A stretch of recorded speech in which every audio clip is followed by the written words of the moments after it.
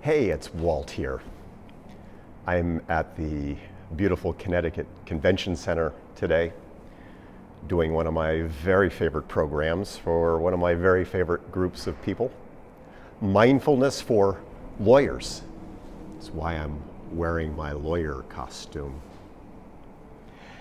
You know, what's true is that most of us spend most of our days, most of our lives thinking about the past or worrying about the future, stuck in the things that happened or concerned about the things that are yet to come.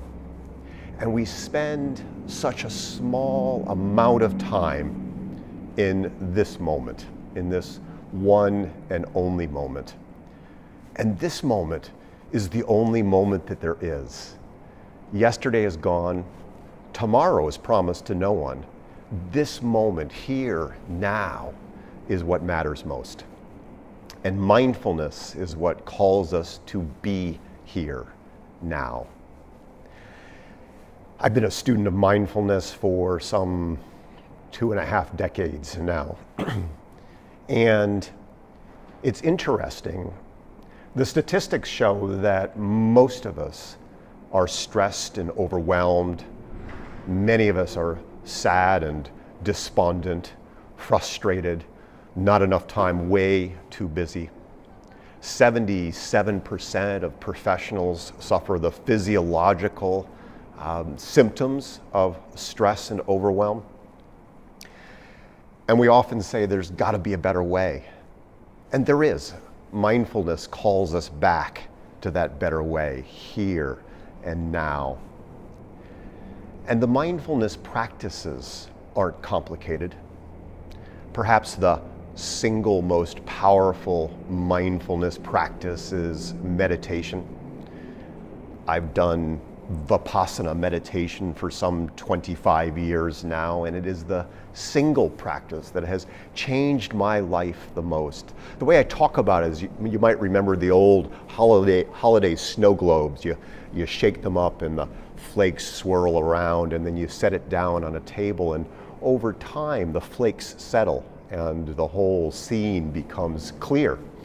And that's the fruit of meditation practice over time. And if there's one practice that I try never ever to miss, it is my meditation practice, because it allows me to slow down, allows me to settle, it allows me to get clear, it allows me to be more present here, now.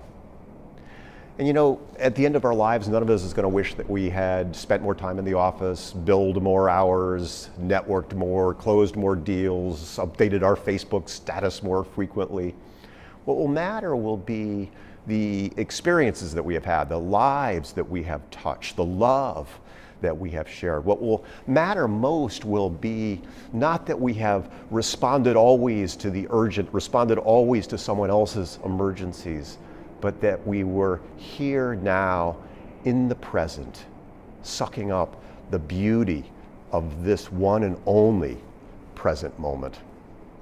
And this is a work in process. Even though I've been doing it for 2.5 decades, every time I sit on the meditation cushion, my mind is what the Buddhists call a monkey mind.